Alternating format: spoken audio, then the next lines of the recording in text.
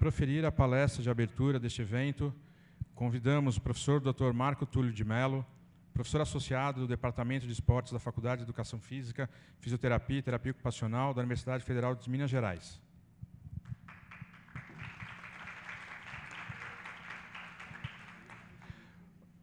O professor Marco Túlio de Mello é coordenador da área de Ciência e Tecnologia da Academia Paralímpica Brasileira do Comitê Paralímpico Brasileiro e membro titular do Comitê de Assessoramento do CNPq na área de Educação Física. Seja bem-vindo, professor.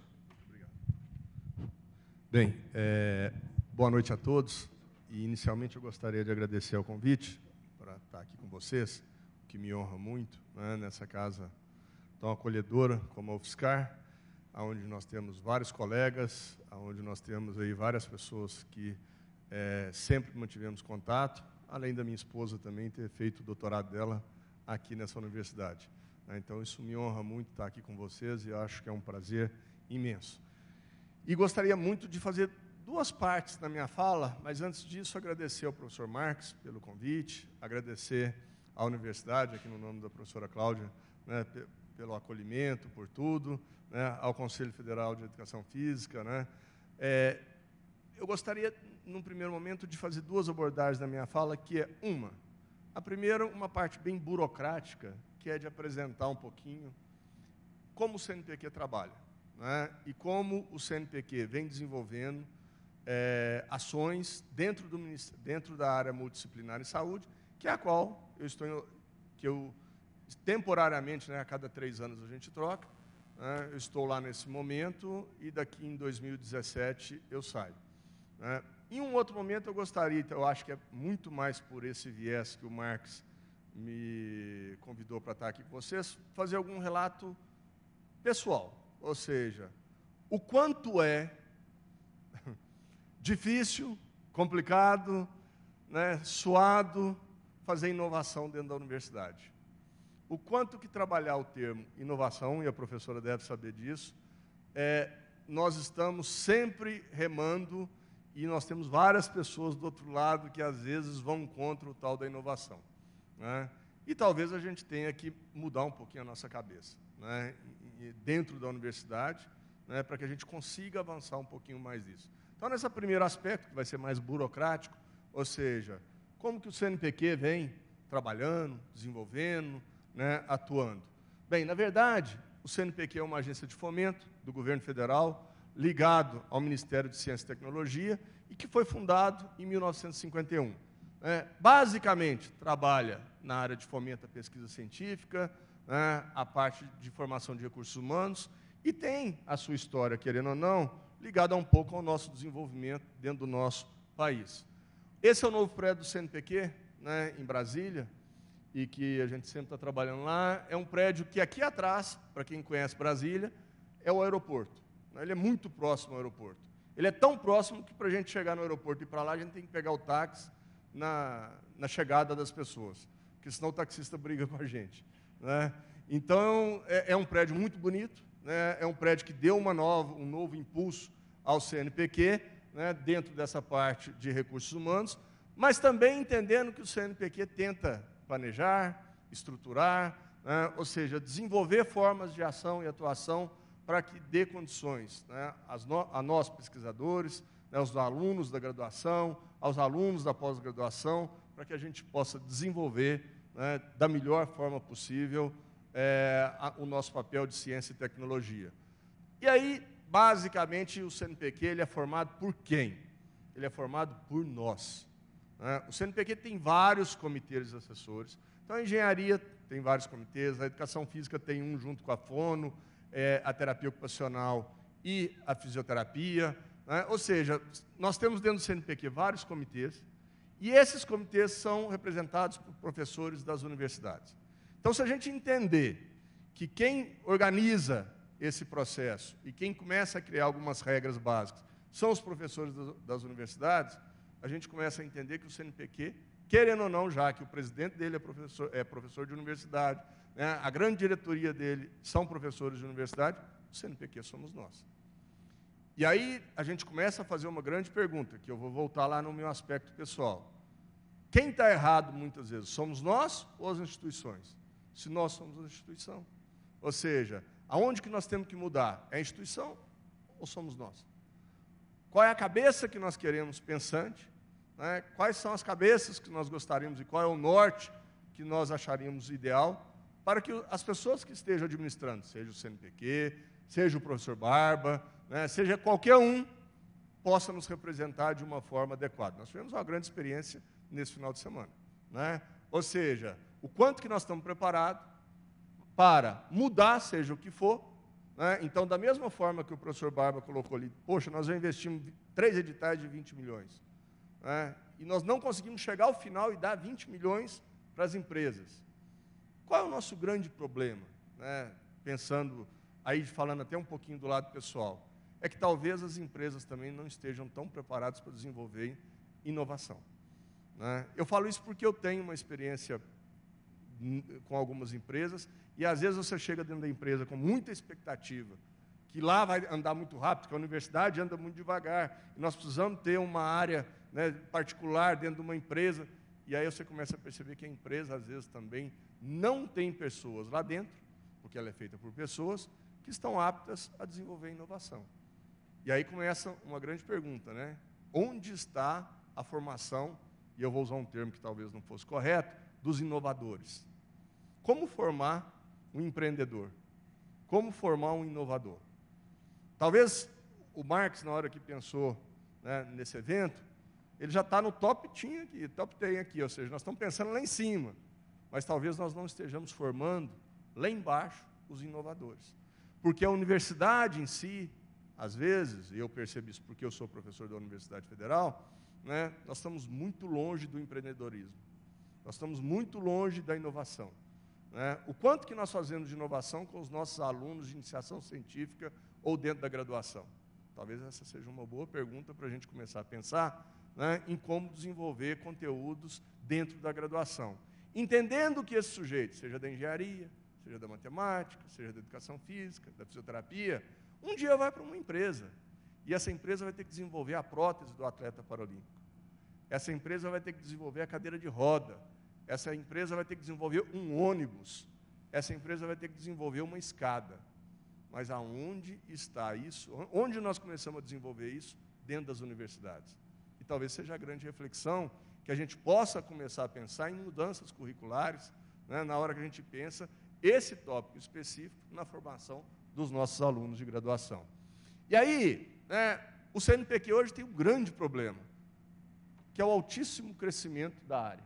Ou seja, a área, de uma forma geral, no caso específico aqui, a multidisciplinar em saúde, né, mas de uma forma geral no Brasil, tem crescido muito a ciência e tecnologia. Né?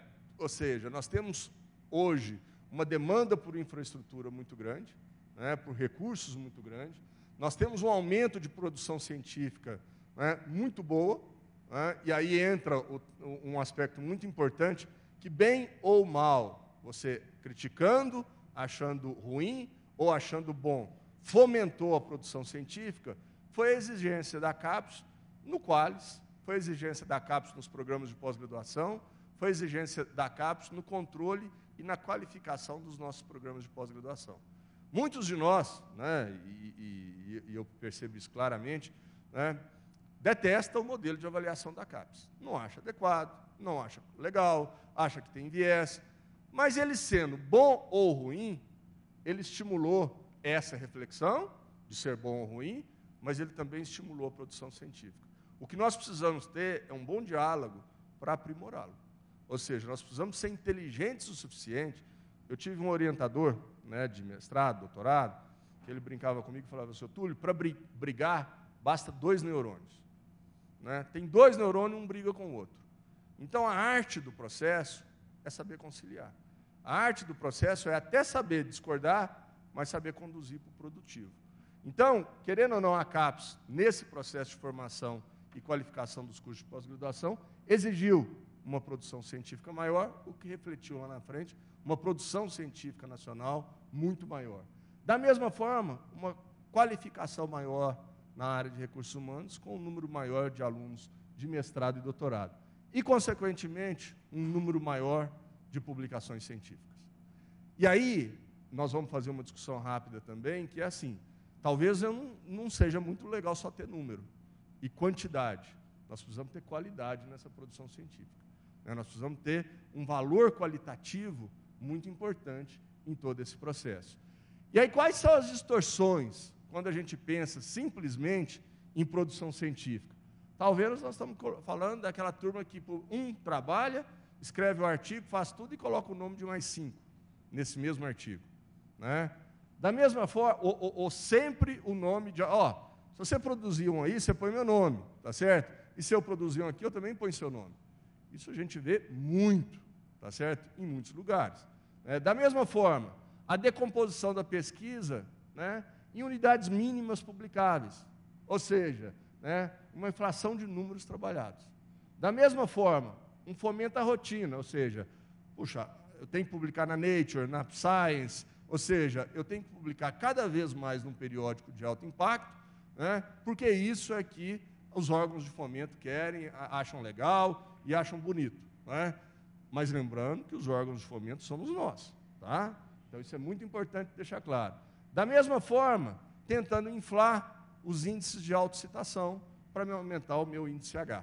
Ou seja, quanto mais eu te citar, você me cita, ou eu me autocito, e a gente começa a reverberar e fazer um processo aí de aumento desse índice H, né? Da mesma forma, investir numa infraestrutura de inovação e divulgação, né, científica, que acaba, às vezes, sendo refém simplesmente da produção de artigo científico, e não da intervenção social propriamente dita, né? Ou seja, você tem artigo por artigo, mas, na prática, a intervenção daquele artigo, às vezes, foi mínima. E aí, às vezes, aproveitando que a pró-reitora de extensão está aqui, a professora Cláudia, né, talvez a gente precise aproximar muito ainda, dentro das universidades federais, no âmbito que a gente tem pesquisa, ensino, pós-graduação e pesquisa. Às vezes, pós-graduação e pesquisa está junto, às vezes não. Talvez a gente tenha que aproximar muito essa relação da pós-graduação e da pesquisa aqui com a extensão, né? Porque não dá para pensar que eu vou publicar um artigo, a não ser artigos de conteúdos básicos, né? Ou seja, da fisiologia, da farmacologia. Em todas as áreas, o conteúdo básico ele é fundamental, porque senão eu não vou para o clínico, tá certo? Ou seja, eu tenho que respeitar as especificidades de cada área também, né? No entanto, eu tenho que entender que, quando eu posso, eu tenho que chegar perto da prática. Eu tenho que começar a fazer uma intervenção social, e eu preciso fazer com que isso ocorra. E aí a gente precisa começar a alterar e mudar um pouquinho as nossas práticas e de forma que seja mais catalisadora, né? No entanto, também, possíveis distorções que nós teríamos. Premiar somente quantidade e não a qualidade, né? Pensando em sinalização numa direção errada, num caminho, né, onde que talvez seja desvirtuado aí, né, todo esse processo, e aí isso acaba lá na frente acomodando o dono do laboratório, né? Quem é o dono do laboratório publica muito, né? Ou seja, o sênior que criou todo mundo, que formou os alunos de pós-graduação, que fez aquilo, ele monta uma estrutura, onde essa estrutura faz com que ele publique 20, 30, 40, 50 artigos no ano, né? E isso começa a rodar como uma máquina. E isso é normal e isso ocorre hoje frequentemente, né? No entanto, aí começa a análise qualitativa.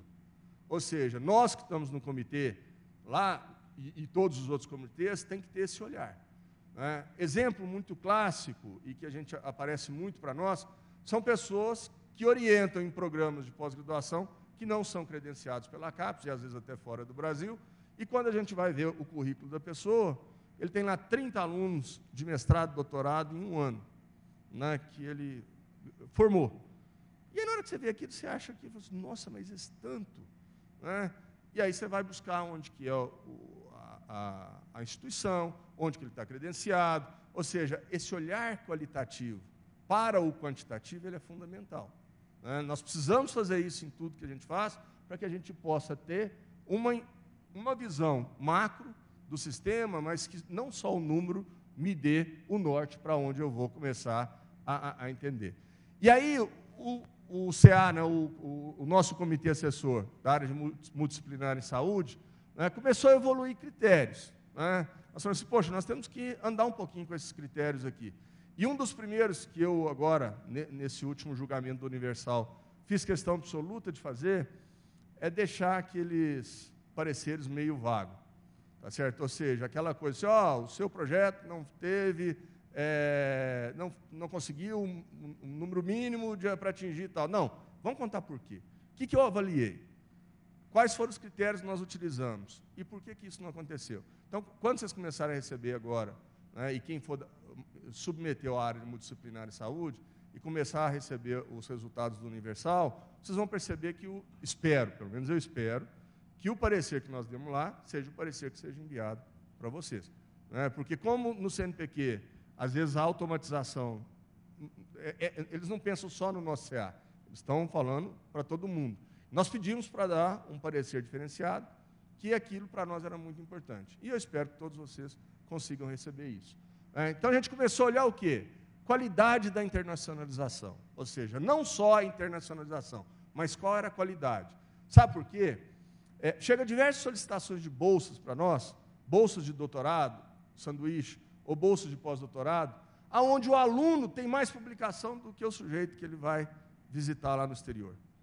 Né? Aí você olha e fala assim, não, mas tem alguma coisa errada aqui, né, nesse processo. Quem está indo apresenta um currículo, na teoria, melhor do que quem está recebendo. Né? E, ou, às vezes, ao contrário, né? Igual chegaram as bolsas, a solicitação de bolsas agora para nós, e isso começa a me doer, ou seja, começa a ficar muito nítido para mim. O sujeito pede para ir para um pós-doutorado, ou para um doutorado de sanduíche, sem ter publicado um único artigo internacional. Né? Aí você fala, poxa, mas esse sujeito nunca publicou num periódico internacional, esse sujeito nunca publicou no idioma que ele está indo, tá certo? Não tem parceria nenhuma antes com esse professor aqui, porque você vai buscar todo o aspecto qualitativo, e você fala, e agora ele quer ir? E às vezes a pessoa está pedindo para ir para o exterior e tem lá 1, 2 artigos publicados. Então, qual é o perfil que nós estamos querendo? Ou seja, quem são os doutores que nós queremos, os pós-doutores e os alunos de mestrado? Talvez essa tenha que ser a grande discussão. E eu estou fazendo uma provocação no CNPq agora, que é de nós tentarmos juntar, agora no primeiro semestre do ano que vem, fazer o primeiro encontro dos pesquisadores da área. Ou seja, levar todos os pesquisadores 1 e 2 numa sala, ficar 3, 4 dias e falar assim, qual é o perfil que nós queremos? Quais são os critérios que vocês querem que seja julgado universal? Quais são os critérios que vocês querem que seja julgado as bolsas de produtividade de pesquisa? Da mesma forma o doutorado sanduíche, ou seja, que isso nasça do grupo para cá. Porque, na verdade, como eu comecei a falar antes, o CNPq é o grupo, somos nós. Né? Então, a ideia é que isso comece a transitar de uma forma, pelo menos é a minha visão, aonde que quem está do lado de lá tem uma visão do CNPq que não seja uma caixa preta. Porque eu era muito revoltado com o CNPq antes de entrar lá dentro. Né? Eu não sabia como nada era julgado. Né? Eu não sabia como as coisas eram feitas. E isso me doía tanto que eu fiquei 3 anos como suplente. Agora, os próximos 3 anos, eu estarei como titular da área da educação física. Né? Isso me incomodou tanto que eu acho que é a primeira ação que eu quero fazer o ano que vem. Né? Tentar mudar um pouquinho isso. E tentar explicar para as pessoas como nós estamos julgando, né? Porque eu acho que isso é fundamental. Da mesma forma, nós estamos pensando em inovação e popularização da ciência, multi e interdisciplinariedade, ou uma transdisciplinariedade aí, maior foco com os problemas locais, regionais e nacionais, ou seja, o quanto que a pesquisa está focada também, ou está com um olhar um pouquinho direcionado para esse lado. A sustentabilidade, e aí eu fiz parte aqui em São Paulo, atualmente eu estou como professor da Universidade Federal de Minas Gerais, mas durante 21 anos eu fui professor aqui da Universidade Federal de São Paulo, no Instituto do Sono. E nós fomos contemplados com o CEPID da FAPESP durante 16 anos. Isso trouxe para o nosso grupo $1.200.000 por ano, né? Durante 16 anos. E a FAPESP sinalizou como uma coisa muito legal. Ao final, vocês têm que ter perna própria. Ao final, vocês têm que ter desenvolvido um nível de tecnologia, um nível de capacidade de formação de recursos humanos que traga dinheiro e que vocês consigam se autossustentar. Né? E eu acho que isso conseguiu. Ou seja, o objetivo que a FAPESP colocou há um tempo atrás foi atingido. Né? Então, abrindo um parênteses aqui, esse Estado, o Estado de São Paulo, não se replica para o resto do país. O que vocês têm hoje, porque eu não tenho mais, eu fui embora, né? Mas o que vocês têm hoje com a FAPESP, o resto do Brasil não tem. Né? Então, nunca percam essa conquista que vocês tiveram com a FAPESP. Né? O que a FAPESP ajuda, auxilia e desenvolve esse Estado é algo fenomenal. E, às vezes, a gente só percebe isso quando sai. E quando você chega em outros locais e fala assim, mas eu não posso? Não, aqui não tem. Mas eu não posso? Não, também não tem. Né? E aí você começa a ver o quanto que dá saudade da FAPESP, né? Para você trabalhar e desenvolver dessa forma. E aí, da mesma forma, a sustentabilidade, a formação pessoal altamente qualificada e uma promoção dessa interação que eu comecei a colocar entre o grupo de pesquisa e a empresa. Ou seja, o desenvolvimento industrial, onde que a gente poderia colocar e pensar para que tudo isso acontecesse. E aí, quem é o nosso CA? Né? O nosso CA multidisciplinar em saúde. Ele é formado hoje comigo, eu estou lá até 2017, a Leslie, que é da PUC de São Paulo, né, representar na fonoaudiologia e é a coordenadora do nosso comitê, né, a Débora, que é aqui da fisioterapia da USP de Ribeirão Preto, né, o professor Pedro Alau, que está como suplente meu, que também vai até 2017, a Brasília, da Unifesp, e o Sérgio Teixeira, da UFMG. Né? Ou seja, esse é o nosso comitê. No entanto, nós temos grandes dificuldades. E talvez a primeira dificuldade que eu possa colocar para vocês é assim. A educação física tem uma demanda, e a educação física tem um nível de formação dos seus recursos humanos. A fisioterapia tem outro, e a fonoaudiologia tem outro. E a terapia ocupacional outro. Como organizar a mesma regra para as 4 áreas? Ou seja, nós começamos ali dentro um grande embate, que é, se eu apertar muito o parafuso do lado de cá, talvez a fonoaudiologia não consiga sair daqui, porque o parafuso está muito apertado do lado de lá.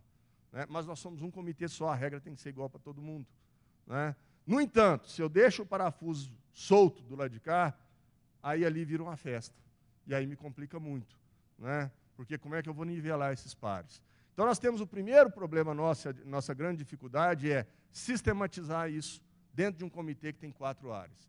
Além de sermos muito novos, dentro do CNPq, né, além de entender que a gente precisa de mudanças nesse processo, mas sempre quando o chefe muda, às vezes algumas diretrizes mudam também. Né, e a gente tem que estar sempre se readaptando e readequando a tudo isso. Né, então, sempre quando tem um novo mandato, como foi, por exemplo, o início da última gestão da presidente Dilma, né, estava tudo congelado. Ou seja, nós ficamos um bom tempo sem ter verba para desenvolver as coisas que nós gostaríamos. Da mesma forma, esse ano ficou um pouco congelado as coisas durante um bom tempo. Agora que a gente está começando a andar um pouquinho, né, mas não dá para negar que teve um grande avanço. Tá certo? Nós começamos a aumentar uma quantidade do número de bolsas, nós tivemos um grande avanço em todo esse período. Né? E aí, nós fomos buscar, né, como atualizar e como desenvolver e como melhorar essa área da melhor forma possível, pensando ainda só aquele grupo ali, sem ainda a participação do grupo maior, que talvez o ano que vem a gente comece, mas a fisioterapia já faz isso muito bem. A fisioterapia tem um congresso anual, onde em todos os congressos anuais, eu não vou lembrar o nome do congresso aqui, vocês têm uma discussão específica com o pessoal da área do CNPq. Então, a fisioterapia, nesse aspecto, ela já vem sendo mais organizada e vem trabalhando essa discussão dessas regras com os pares nesses congressos. Né? E aí nós fomos tentar organizar algum ranking de critérios, mesmo que quantitativos, num primeiro momento. Nós tínhamos que dar o primeiro passo. O primeiro passo não tinha como não ser quantitativo. Porque após esse quantitativo que está aqui, é a forma da gente analisar o qualitativo depois. E aí vocês podem falar assim, poxa, Túlio, então Universal, vocês olharam o índice H? Eu falei, olhamos. E não é o índice H que vocês relatam no currículo Lattes, não. É o índice H fornecido pelo CNPq, calculado pelo CNPq. Né? A gente até acredita que muita gente coloque tudo certinho, mas às vezes nem sempre é assim. Né? Então, nós olhamos o índice H, nós olhamos citações, ou seja, nós começamos a subir o nível do processo no aspecto quantitativo. Porque aí depois eu teria a oportunidade de olhar um aspecto qualitativo de uma forma mais adequada após essa primeira peneirada que a gente dava aqui. Então, todos esses aspectos nós fomos observar, né? E aí, observar para quê? Onde nós vamos empregar isso? Basicamente, aonde o CNPq atua. Com o edital universal, bolsas de produtividade em pesquisa, bolsas especiais, né? E agora, muito, né, nós temos aí o Ciências Sem Fronteiras. Mas, em geral, até o ano retrasado, o Ciências Sem Fronteiras não vinha para o nosso comitê. Existia um comitê específico que cuidava do Ciências Sem Fronteiras, né? Agora não, agora parece que eles começaram a remeter para os comitês específicos, né? Então, isso parece que vai continuar sendo assim. E aí, a turma mais nova, a turma da iniciação científica, fala assim, poxa, eu vou submeter um projeto, igual o professor Oswaldo colocou aqui, apliquem lá na CAPES, né, esse edital está aqui. Então tá, vocês viram o edital do CNPq. E como é que isso funciona? Né, primeiro, deve existir o edital, como ele relatou que o edital da CAPES que existe, né? Existe uma pré-seleção técnica e um parecer ad hoc, que, na verdade, funciona assim. O CNPq lança o edital, o João José, a Maria viram aquele edital e falaram, poxa, legal, eu quero aplicar nisso aqui, né? E aí ele aplica, ou seja, ele submete esse edital ao CNPq, que vai para uma área da coordenação técnica. E aí, nesse momento, muitas pessoas nos criticam. Né? Falam, poxa, mas o parecer que foi dado no meu projeto, né, foi muito ruim. Isso é feito por esse técnico da área aqui que encaminha. Nós não temos nada com isso. Ou seja, quem encaminha o projeto para o parecerista ad hoc é a área técnica do CNPq e agora está sendo feita basicamente por computador, né, por palavras-chave. Ou seja, às vezes corre o risco de um sujeito da área de física, por palavras-chave que às vezes não bateram, pegar um cara da área da saúde. E aí vem algumas distorções, mas ocorre, né? Isso vai ocorrer. Da mesma forma, isso vai para os pareceristas, para os ad hocs, que aí depois volta para essa coordenação técnica, para ele observar se tudo foi feito de uma forma correta, que aí chega na gente. Ou seja, quando chega na turma, né, que eu mostrei para vocês lá, já passou tudo isso aqui antes. Ou seja, tudo isso aí já foi feito. Que aí depois, com a nossa análise aqui, sobe para a diretoria de programas e vocês ficam sabendo o resultado. E tudo isso começa lá, quando vocês abrem a plataforma Chagas, escolhem o edital, depois de escolher o edital, fala, aplico lá naquele edital, e aí no nosso caso da educação física, fono, fisioterapia, terapia ocupacional, né, o Antônio Marcos pega lá e fala assim, você não pode aplicar, você acabou de ter o doutorado, por que você está pedindo uma bolsa de produtividade em pesquisa? Então o Antônio Marcos aqui, que é o nosso técnico lá, fala, não adequado esse projeto, ele nem deixa passar. Então já existe essa barreira lá na ponta. E da mesma forma, esse aqui seria, por exemplo, na hora que a gente chega lá, segunda semana de novembro, nós vamos julgar as bolsas de produtividade em pesquisa, né? Essa planilha aqui que a gente recebe.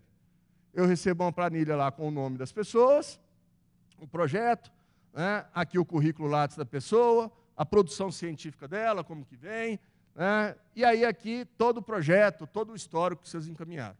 É isso que eu recebo na hora que eu chego no CNPq.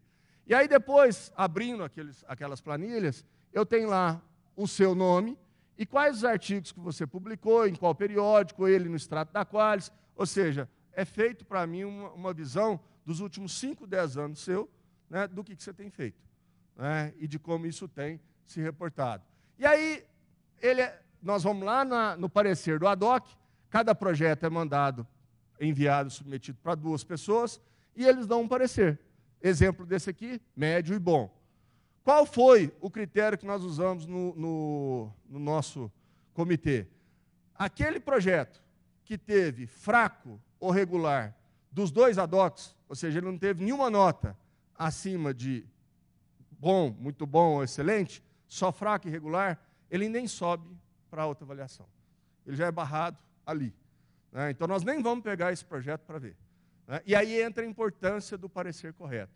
Porque a gente vê muito parecer que o sujeito parece que queria acabar com aquilo depressa, né? E não vem nada escrito direito no parecer e o sujeito põe lá excelente.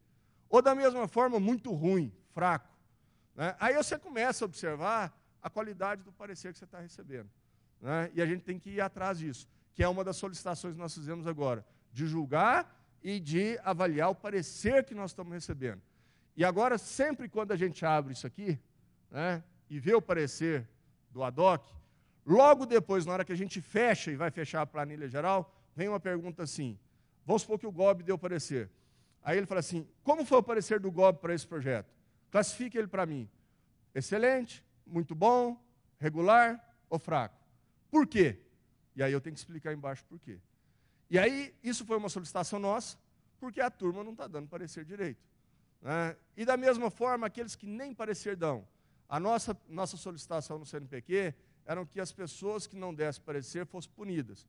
Me parece, eu não tenho certeza absoluta, que começaram a ser, né? Começar, aquelas pessoas que não dão e não emitem o parecer e deixam passar o prazo, estão começando a ter a bolsa suspensa por 1 mês, por 2 meses ou por 3 meses, né? Isso parece que vai começar a ser algo mais sistematizado.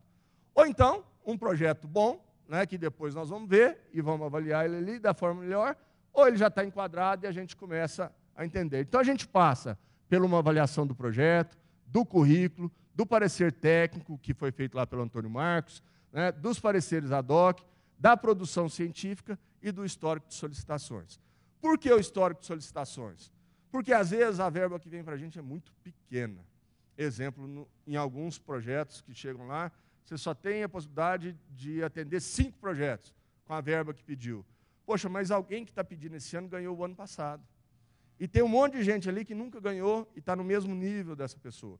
Então, aqueles que acabaram de ganhar recentemente, nós acabamos não dando prioridade para essas pessoas, né? Porque o dinheiro tem que subir para todos. E vocês vão ver que o dinheiro não é muito, não. Vocês vão ver que o dinheiro é pouquinho, né? E aí a gente começa a ter uma planilha que nos orienta, numa discussão mais qualitativa depois, né, pensando na produção, orientação do proponente, pareceres ad hoc, né, olhando o critério, mas nós temos algumas coisas aqui nesse processo que é muito interessante. O primeiro é esse aqui, ó, distribuição geográfica. Eu sofro muito com isso no Universal. Basicamente no Universal. Por que eu sofro com isso no Universal? Porque eu já tive que pegar o 5º colocado, que tinha ganhado dinheiro do Universal, lá em cima, e pegar o último colocado da planilha e subir para cá, para ele poder ganhar dinheiro. Por quê? Porque a lei exige que 30% de toda a verba que vai ser distribuída vá para Centro-Oeste, Norte e Nordeste. Então, depois da gente fechar tudo, todo o dinheiro, a legislação fala assim, olha, 30% da verba do Universal tem que ir para o Norte, Nordeste e Centro-Oeste. Eu não tenho nada contra, gente. Eu tenho contra mérito. É tirar o 5º colocado, que tinha mérito, e lá embaixo pegar o último colocado e trazer ele para cá para ele ganhar dinheiro, passando na frente de todo mundo que tinha mérito. Eu não tenho problema nenhum contra essa pessoa, de qualquer região que seja, ganhar o dinheiro. Eu tenho problema de tirar o 5º colocado lá de cima, né? Mas é lei. Então, 30% da verba, né, do Universal tem que ir para as regiões. E aí, quando a gente vai pensar em bolsa de produtividade em pesquisa, né, que é o que a gente vai julgar agora em novembro, poxa, eu estou falando pesquisa, o CNPq está falando produtividade. Produtividade em pesquisa. Então, esse é o norte que nós vamos julgar. Quem faz pesquisa e quem produz. Agora, o que é entendido como produção em pesquisa no Brasil? É o que o CNPq e o que a CAPES normatizam para a gente, né? E aí, nesse ponto aqui, o projeto de pesquisa já não é tão valorizado quanto é valorizado no Universal. No Universal, você dá muito foco no projeto de pesquisa, né? Enquanto que na Bolsa de Produtividade em Pesquisa, você olha muito o retrovisor. Eu olho muito o que o GOB tem feito na vida dele, né? Eu olho muito a produção científica do GOB. Eu olho muito o quanto que o GOB está formando de alunos em mestrado, em doutorado, em pós-doutorado. Ou seja, eu olho muito a produção científica desse profissional. E aí nós acabamos dividindo em pesquisador sênior, né, que são aqueles com 15 anos de 1A ou 1B e que podem solicitar. O pesquisador A1, A, B, C, D, que tem que ter no mínimo 8 anos de doutorado na ocasião da implementação da Bolsa. E os pesquisadores 2, né, que tem que ter 3 anos de doutorado por ocasião da Bolsa. E aqui tem alguns critérios que vocês vão ver ainda. O que acontece muito é as pessoas aplicarem e pedirem um dinheiro desse e nunca ter lido a regra. Aí o sujeito fala assim, poxa, Túlio, mas eu nem entrei para a avaliação do 2. Não, você não tem X anos de doutorado, ou você não tem orientação concluída, ou seja, as pessoas não leem as regras, não leem o processo para poder entender o que pode e como pode pedir. Né? E aí, para o nível 2, a gente tem alguns requisitos. Ter concluído o doutorado até 3 anos, requisitos mínimos no quadriênio anterior, ter publicado no mínimo 6 trabalhos em periódicos científicos indexados, né, 3 com indexação Cielo, e neles ser o pesquisador primeiro ou último. Né? Da mesma forma, ter orientado no mínimo 2 mestres em um programa credenciado pela CAPES. Essa é a regra. O sujeito tem tudo aquilo ali, mas ele não terminou, ele está em orientação, ele não terminou a orientação de 2 alunos de mestrado. Não dá para concorrer. Então, o Antônio Marcos tem que cortar essa pessoa lá na qualificação, porque ele não terminou a orientação. Né? E aí, dessa forma, né, a gente entra para um D. Um nível de publicação também um pouquinho maior, tá certo? Já ter 5 mestres ou doutores, sendo pelo menos um doutor formado e finalizado, né, e estar em atividade de pesquisa e orientação e ter um número de mestres acompanhando. Aí essa exigência vai começar a subir na hora que eu vou para um A, um B ou um C. Ou seja, eu já preciso ter 20 artigos publicados, né, ter concluído a orientação de pelo menos 8 mestres e doutores e ter um número em andamento. Ou seja, para que a pessoa suba, ela precisa ter... Às vezes as pessoas chegam perto de mim e falam assim, poxa, Túlio, eu tenho um monte de artigo publicado, vocês fizeram sacanagem comigo, né? Não pode, tal pessoa não tem aquele monte de artigo que eu tenho. Aí eu viro e falo assim, mas você tem aluno concluído, de mestrado, doutorado? Você sabe, quais são as outras regras do jogo que você precisa ter para você chegar lá? E aí as pessoas às vezes não têm e não conseguem perceber isso porque não leem. E aí nós hoje, na área da educação física, estamos com 86 bolsas, né, de pesquisador, 2 e 1, né, no total. Precisamos de mais? Precisamos, muito mais. Mas se eu fosse só pelo aspecto quantitativo, na hora que a gente faz uma média da produção científica dos nossos pares aqui, né, e vai ver lá a média ou a mediana, às vezes dói. Né, principalmente na hora que a gente vê o índice de impacto, se a gente fosse ver só o aspecto quantitativo desse processo. Né. E aí, de 2009 a 2014, teve um aumento, né, não dá para negar que nós tivemos um aumento, principalmente de bolsas, né, nível 1 aqui, no caso que a gente teve, que a gente conseguiu trocar algumas bolsas. Né. No entanto, nós ainda temos algumas dificuldades que a gente tem que tentar minimizar. Levantamento de indicadores de produção, né. Projetos sem parecer ad hoc, são muitos. Então, nós temos uma semana para julgar 120, 150 projetos, que é agora, por exemplo, no Produtividade de Pesquisa. A educação física, nós temos, acho que, 130 solicitações, só educação física. Poxa, nós temos vários projetos que os caras não deram parecer. E aí nós temos que chegar lá e ler tudo de todo mundo que não deu parecer e ainda continuar todo o processo de todo mundo que estava antes. Ou seja, é muito importante que os nossos pares colaborem com a gente, né, para que a gente consiga fazer. E aí entra essas dificuldades operacionais. Um descompasso entre demanda qualificada e bolsas novas. Às vezes as pessoas... vou dar o meu exemplo, que é muito simples. Eu nunca iria ser um pesquisador 1A do CNPq. Por quê? Porque na data que eu renovo a minha bolsa, não tem ninguém 1A renovando no CNPq. Então não sobra bolsa 1A. E eu só posso subir se tem bolsa disponível. Eu só posso comparar se eu tenho bolsa, senão eu vou ficar estabilizado ali. Então nós temos um monte de pesquisadores que já deveriam ser 1A se a gente tivesse bolsa 1A, mas não são porque na data que eles renovam, não tem bolsa 1A ou não tem bolsa 1B, né, disponível. Como também, às vezes, aparece uma distorção. Às vezes tem um ano que eu tenho um monte de bolsa e pouquíssima solicitação. Né? E aí é só a renovação quase que automática de quem está lá. E aí, lembrando que a entrada de todo mundo no sistema é pelo 2. Ninguém entra pelo 1. Todo mundo começa no 2. Então, quem é nível 2 sofre dos dois lados. Ele quer subir e às vezes não consegue porque não tem bolsa renovando, e tem gente aqui atrás tentando entrar. Né? Então, o pesquisador 2 sofre muito nesse processo, né? Porque ele concorre dos dois lados, na entrada e na saída. Né? E esse é o total de bolsas que nós temos se pensar: educação física, fisioterapia, fono e terapia ocupacional. Nós temos hoje um total de 144 bolsas nível 2, 7 1A, 13B, 10 1C e 27D. Total 201 bolsas. Aumentou bastante, mas nós precisamos de muito mais ainda, né? E aí nós precisamos ainda dar uma mudança nesse modelo de avaliação, porque eu acho que ainda não está legal, tá certo? E é por isso que eu acho que é importante fazer a reunião com os pares, como também implementar uma avaliação mais qualitativa. Mas para que eu implemente uma avaliação qualitativa, eu preciso disponibilizar para o GOB um formulário que ele consiga me dar a avaliação qualitativa do projeto, porque eu não vou conseguir ler 150 projetos numa semana, né? Então, o projeto que vem dos pares, ele precisa vir melhor substanciado, né? Eu preciso ter uma análise qualitativa dos pares melhor para que a gente consiga avaliar. Aqui são as bolsas distribuídas ao longo aí do país nas universidades brasileiras, né? Quantas bolsas cada universidade tem, né? De uma forma geral. E aí a gente precisa ainda de melhorar esses indicadores quantitativos, né? E aí, dentro da educação física, todos nós temos que dar a mão à palmatória, porque nós ainda precisamos pensar numa forma melhor e mais adequada de avaliar a área da pedagogia. Tá certo? Como fazer isso? E como ter esse olhar mais qualitativo para esse processo?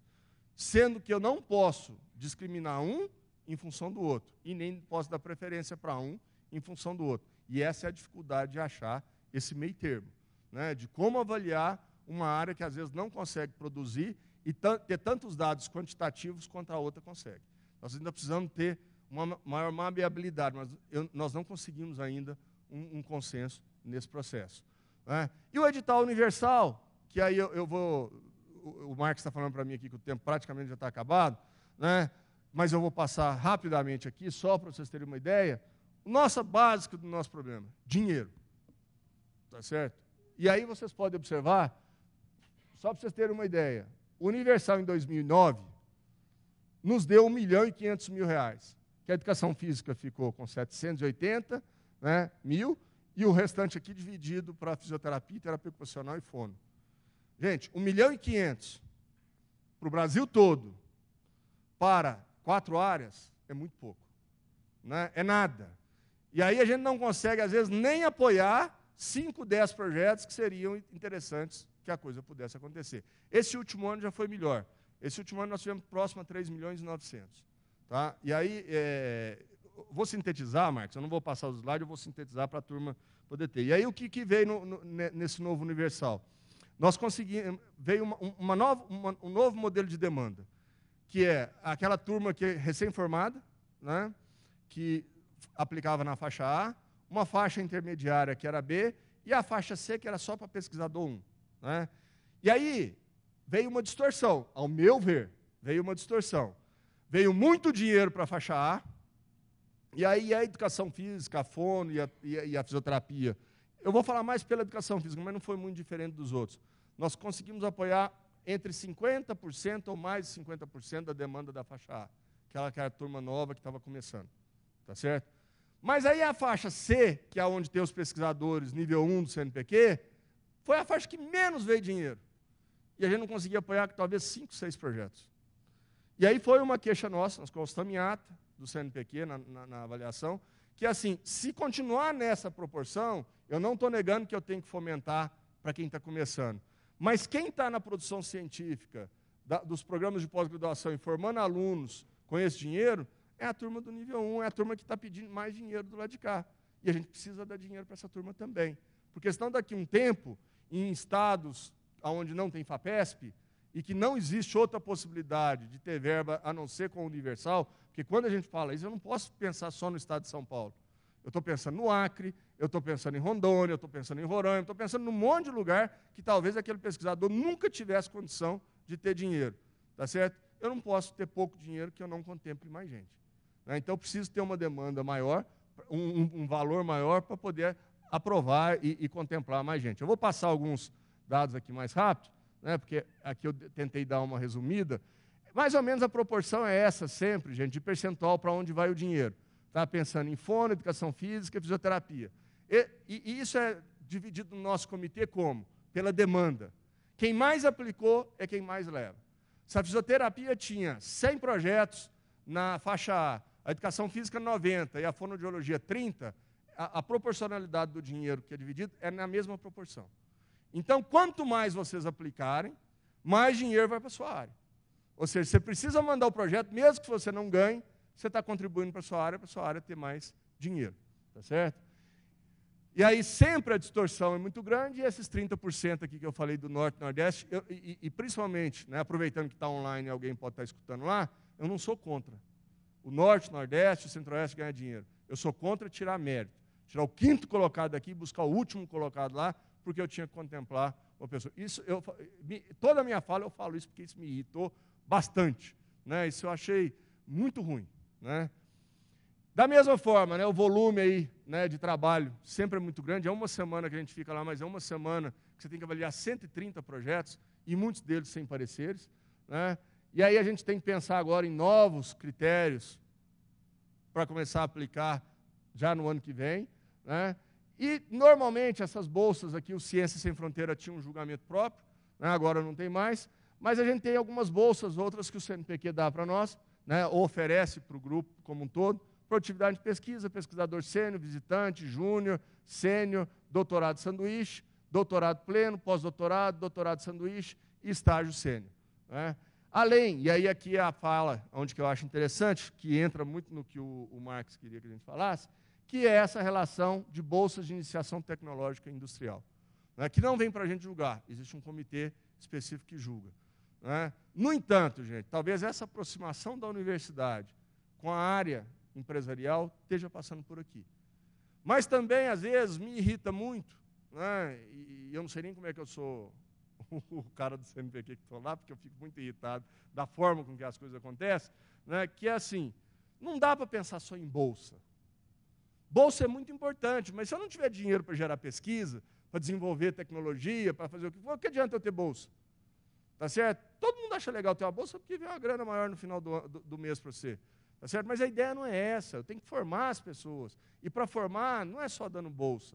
Eu preciso dar condição de trabalho no laboratório, de desenvolvimento de tecnologia, de fomento à pesquisa. Né? E às vezes é isso que a gente tem que buscar agora mais. Talvez esse novo Plano Nacional de Educação, né, que vai ser implementado aí ao longo do tempo agora, seja a nossa grande briga e a nossa grande solução, de buscar mais recursos para que a gente consiga contemplar isso. Né?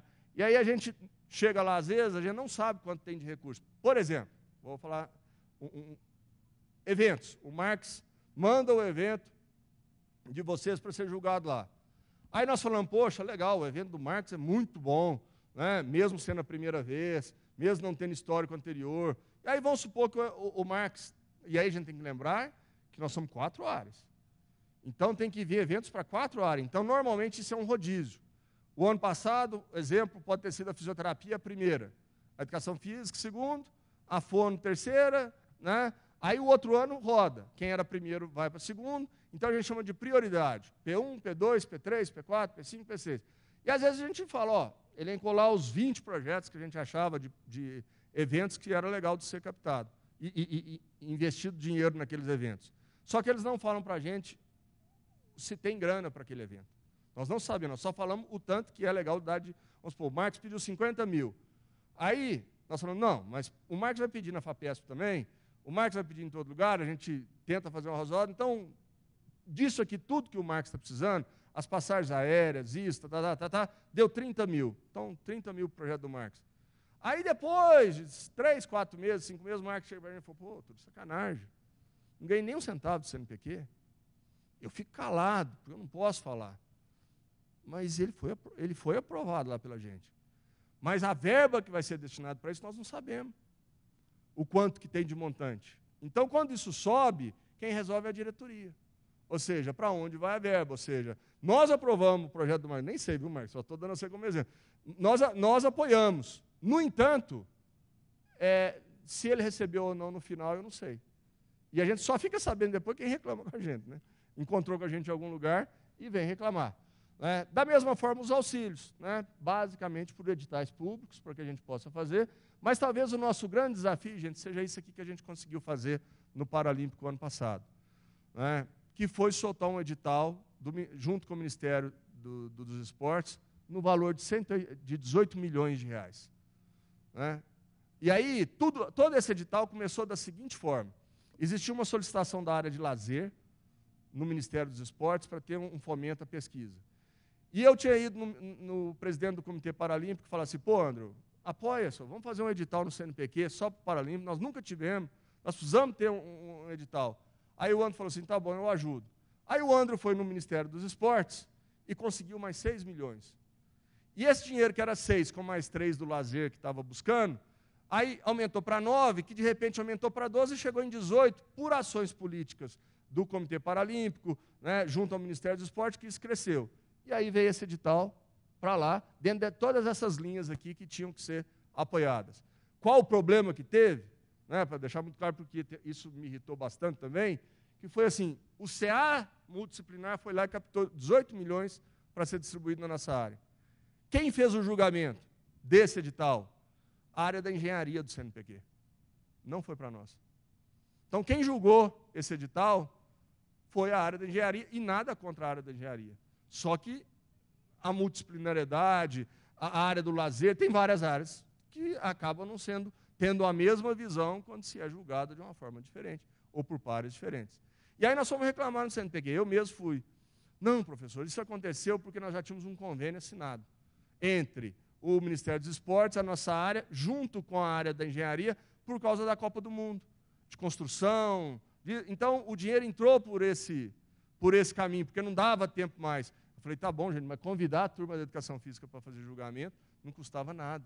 Convidar a turma que buscou esse dinheiro não custava nada. E foi isso que aconteceu nesse projeto, né? Mas nós temos ainda muitos desafios para melhorar tudo isso que eu estou falando para vocês. Às vezes você pode falar assim, poxa, o Túlio critica muito o CNPq. Então, não, estou criticando porque eu estou lá. Tá certo? Eu estou criticando porque eu acho importante vocês saberem como que a coisa acontece lá.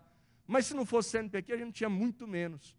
Né? Nós temos que melhorar. A minha visão não é que está ruim, não está ruim. A minha visão é que nós temos só que melhorar, ou seja, eu tenho que olhar para frente no CNPq. Na Bolsa de Produtividade e Pesquisa, eu olho no retrovisor e vou ver o que o Marx fez. Mas nesse caso aqui, não. Eu não posso me contentar com o que me foi dado ontem. Eu preciso me contentar com o que eu quero amanhã, né? Para a área, para que a gente possa ser. Então, eu vou ser sempre o chorão, ou sempre o reclamão, para que a coisa aconteça de uma forma legal, né? Mas sempre muito justo. Aí a gente tem que ser justo e perfeito nesse processo aqui, né? Para que a gente tenha todos esses desafios, né? E não crie somente ilhas de excelência num lugar, como uma visão que a gente possa contemplar as pessoas de uma forma mais geral. Né? E aí nós precisamos ainda ter algumas iniciativas, mas eu não tenho dúvida, né, que a aplicação da forma com que o nosso comitê está fazendo agora, vocês podem ter certeza absoluta, é a mais clara, a mais honesta possível. Né? Não estou falando que antigamente não era, pelo contrário, sempre foi. Né? Mas eu quero dar uma visão para vocês muito de que nós estamos tentando lutar sempre pelo melhor, para que a coisa possa acontecer de uma forma melhor. E talvez, Marx, isso aqui do desenvolvimento tecnológico e inovação, talvez o que esteja faltando na nossa pós-graduação, e aí é uma opinião pessoal agora não é a opinião do Túlio, que está no CNPq, né? Nós precisamos de mais empreendedorismo dentro da universidade. Talvez buscar, e eu sei que esse é um palavrão que eu vou falar aqui agora para muitas universidades e para muitas pessoas, criar mestrados profissionalizantes, linkado a empreendedorismo e a área específica. Por exemplo, empreendedorismo e ciências do esporte e atividade física. Empreendedorismo e algumas áreas da fisioterapia. Empreendedorismo e algumas áreas da engenharia, tá certo? Da área biológica, seja ela qual for. Nós não temos formação de empreendedores dentro da nossa área de pós-graduação. E aí, como é que nós vamos fazer que o Marx monta um evento aqui, buscando empreendedores dentro da universidade? Mas nós não formamos esses empreendedores. Nós não temos hábito dentro da universidade de aceitar isso. Falar para a universidade chegar perto de uma empresa, para muita gente é palavrão. Para muita gente isso é um absurdo. Tá certo? Essa não é a minha visão. Eu acho que cada dia mais nós temos que estar mais próximos das empresas, cada dia mais nós temos que buscar as empresas para as universidades, mas cada dia mais a universidade tem que ter empreendedorismo e ela tem que ter velocidade. Porque o dono da empresa chega e fala assim, ó, é isso, isso, isso. Qual é o cronograma? Para que dia está pronto? Aí se o professor falar assim, não, hoje eu não posso porque eu vou dar aula. Não, hoje eu não posso porque eu vou dar isso. Matou a relação. Né? A relação ela não pode ser no ritmo nosso, e eu me incluo também, tá certo? da universidade. Nós temos que ter um ritmo maior, mais veloz de resposta para as empresas, para que a gente consiga captar essas empresas e trazer recursos delas. Mas também, a universidade e as pessoas que compõem a universidade, e eu me incluo também, não pode achar que trazer empresa para dentro da universidade é palavrão. Né? Trazer empresa para dentro da universidade é algo inconcebível, porque isso aqui é público. Gente, é público, mas eu não posso captar dinheiro para dar uma bolsa, para desenvolver tecnologia aqui dentro da universidade. Qual é o problema? Tá certo? Qual é o sério problema que isso não pode acontecer? Isso é uma visão do Túlio, né? Não do CNPq. Né? Eu sei que o CNPq também pode até compartilhar isso, mas eu estou falando nisso em meu nome. Né? Então, eu acredito muito que nós temos que nos aproximar de uma forma mais ágil, mas também a universidade tem que entender que na hora que aquele dinheiro entrou no caixa da universidade, ele tem que sair. Porque eu percebo que há um grande sufoco na hora que você traz verba para a universidade, e aí você vira para a universidade e fala assim, agora eu vou gastar esse dinheiro. Ah, professor, aí tem uma lista de coisas que você tem que fazer que parece uma coisa do outro mundo. Ou seja, captar o dinheiro e pôr ele dentro da universidade até não é tão difícil. Principalmente porque existe uma lei do imposto de renda que ajuda, tá certo?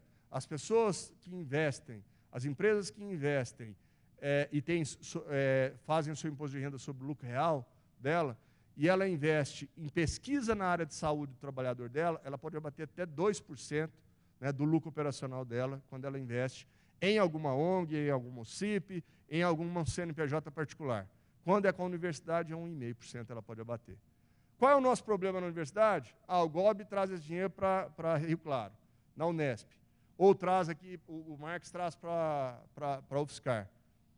E aí o cara da universidade está esperando a pesquisa, o cara da empresa está esperando. Aí o Marx volta lá e fala, nossa, lá na universidade está uma burocracia danada. Isso tem que ser mais facilitado. Não dá para esse dinheiro entrar e não sair. Porque normalmente o dinheiro entra e fica tão difícil você tirar o dinheiro depois que o cara de lá já desanimou. E aí a relação se estremeceu. Né? Ou seja, isso tem que ser mais fácil. As universidades têm que trazer isso de uma forma mais efetiva e colaborar nessa formação do empreendedorismo dentro da universidade de uma forma que a gente consiga coexistir pacificamente. Não entendendo que trazer empresa para dentro da universidade é um palavrão ou é algo muito ruim. Tá bom? Essa é uma opinião do Túlio. Né?